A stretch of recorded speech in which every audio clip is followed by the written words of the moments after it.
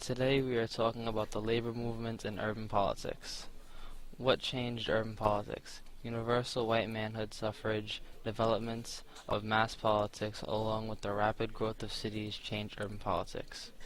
The changes in politics were changed by working class activism such as protests, riots, and labor unions. Protests by urban workers has been controlled by wealthy cities. Riots were traditionally by workers over matters as political and far-reaching as the American Revolution, or even as practical as the price of bread. In the 1830s, there was a new opening antagonism between workers and employers their jobs.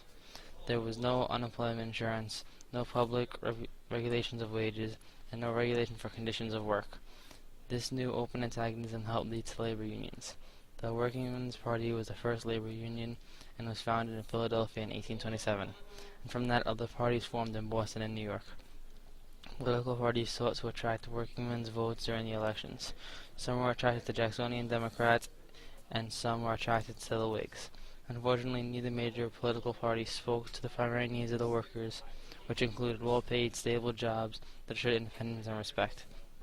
Workers were unsatisfied with the response of political parties, so they turned to labor organizations to achieve their goals. Between 1833 and 1837, there were waves of strikes in New York City. The strike in 1833 was won within a month. Between the 1830s and 1840s, which was made important victories. Also in 1833, representatives from 9 different craft groups formed the General Trades Union of New York, but over time, similar groups began to emerge. The GTU helped organize 40 strikes between 1833 and 1837, and encouraged the formation of almost 50 unions. In 1834, representatives of several local GTUs met in Baltimore and organized the National Trades Union. But in 1836, Judge Edwards declared unions un-American, and within a year the GCU collapsed due to the effects of the Panic of 1837. The funding of the unions is generally to be considered the beginning of the American labor movement. These unions only included white men in skilled trades. They also made a small percentage of all workers. Women, free African Americans, and men in unskilled occupations were excluded from the unions. Big city machines. Although workers were unable to create strong unions or stable political parties that spoke for their economic interests, they were able to shape urban politics by the rapid growth of American cities due to immigration. For example, the number of voters, half of which foreign-born in New York City, nearly quadrupled. The job of serving this white working class electorate, making the new mass political party work at the urban level, fell to a new kind of career politician, the boss, and a new kind of political organization, the machine. This new system of machine politics reflected the class structure of the rapidly growing 19th century cities.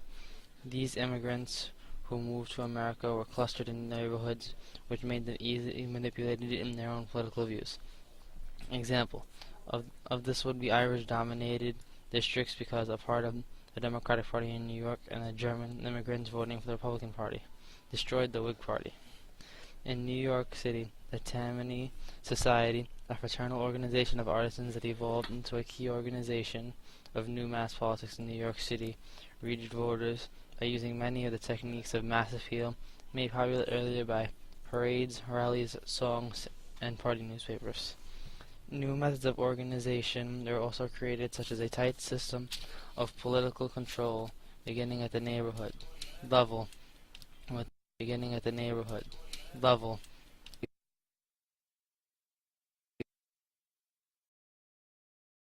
Created using Powtoon.